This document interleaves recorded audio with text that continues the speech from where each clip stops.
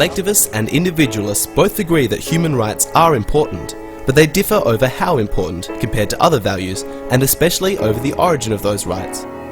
Rights are not tangible entities that can be viewed or measured. They are abstract concepts held in the human mind. They are whatever men agree they are at a given time and place. Because of the great diversity in the concept of human rights, they cannot be defined to everyone's satisfaction.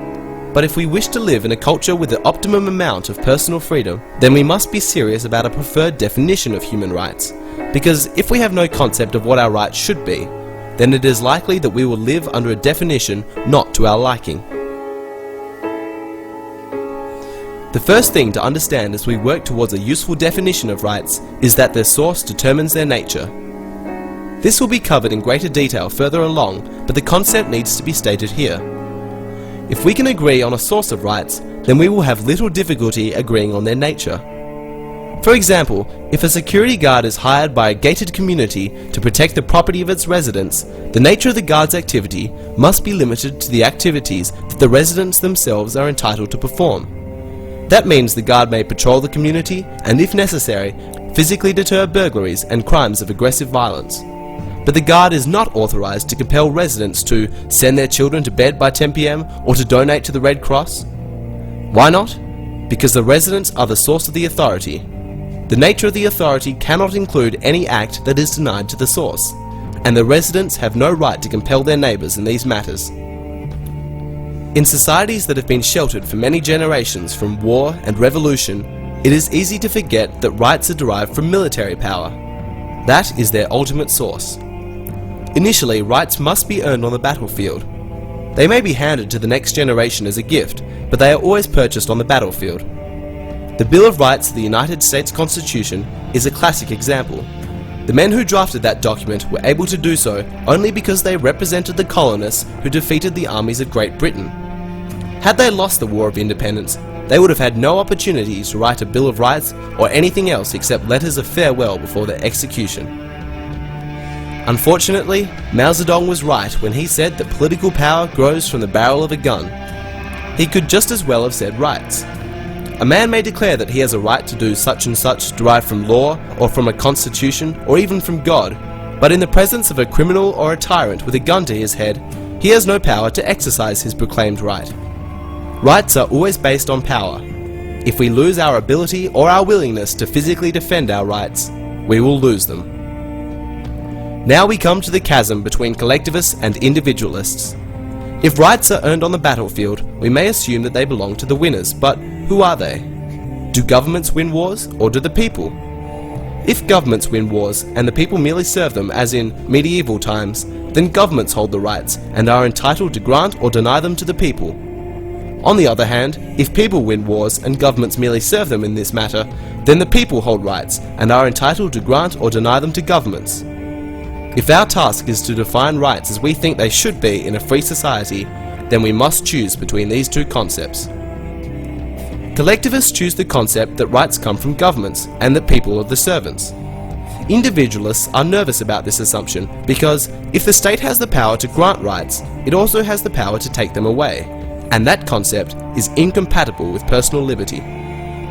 The view of individualism was expressed clearly in the United States Declaration of Independence, which said, "We hold these truths to be self-evident, that all men are created equal, that they are endowed by their Creator with certain unalienable rights, that among these are life, liberty, and the pursuit of happiness, that to secure these rights, governments are instituted among men." The assumption is that rights are the innate possession of the people. The purpose of government is not to grant rights, but to secure them and protect them. By contrast, all collectivist political systems embrace the opposite view, that rights are granted by the state. That includes the Nazis, fascists, and communists. It is also a tenet of the United Nations. Article 4 of the UN Covenant on Economic, Social, and Cultural Rights says, "The states parties to the present covenant recognize that, in the enjoyment of those rights provided by the state may subject such rights only to such limitations as are determined by law." I repeat, if we accept that the state has the power to grant rights, then we must also agree that it has the power to take them away. Notice the wording of the UN Covenant. After proclaiming that rights are provided by the state, it then says that those rights may be subject to limitations as are determined by law. In other words, the collectivists at the United Nations presume to grant us our rights, and then, when they are ready to take them away, all they have to do is pass a law authorizing it. Compare that with the Bill of Rights of the United States Constitution.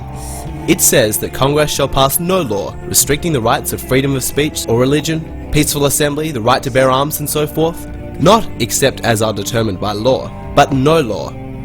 The United States Constitution embodies the ethic of individualism. The UN embodies the ethic of collectivism, and what a difference it makes. We can see that individualists believe that the state cannot have any legitimate powers unless they are given it by the citizens. Another way of putting it is that governments may only do those things that their citizens also have a right to do. If individuals don't have a right to perform a certain act, then they can't grant that power to their elected representatives. They can't delegate what they don't have. It makes no matter how many of them there may be. If none of them have a specified power to delegate, then 1,000,000 of them don't have it either. Let us use an extreme example of 3 men afloat at sea struggling over a piece of debris that will only support 2 of them. Both collectivists and individualists would say that the 2 men would be justified in overpowering the third.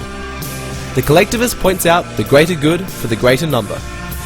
However, if we simplify the example so that there are only 2 men and the debris will only support 1 of them, we can see that an individual would still be justified in overpowering the other, because the right to self-survival is paramount. We can see that in the original example, there is no need for any group right to justify overpowering the third individual. When each man acts, they do it for their own individual right of self-survival. Using physical force to protect our lives, liberty, and property is the legitimate function of government, because that power is derived from the people as individuals. It does not arise from the group. Here's a more typical example. If government officials decide one day that no one should work on a Sunday, and even assuming the community generally supports their decision, where would they get the authority to use the police power of the state to enforce such a decree? Individual citizens don't have a right to compel their neighbours not to work, so they can't delegate that right to their governments. So where then would the state get the authority? The answer is that it would come from itself. It would be self-generated. When governments claim to derive their authority from any source other than the governed, it always leads to the destruction of liberty. Preventing men from working on a Sunday would not seem to be a great threat to freedom, but once the principle is established, it opens the door for more edicts, and more, until freedom is gone. If we accept that the state or any group has the right to do things that individuals alone do not have the right to do, then we have unwittingly endorsed the concept that rights are not intrinsic to the individual, and that they in fact do originate with the state. Once we accept that, we are on the road to tyranny. As we shall see in part 2, collectivists are not concerned over such picky issues. They believe that governments do in fact have powers that are greater than those of the citizens, and the source of those powers, they say, is not the individuals in society, but society itself.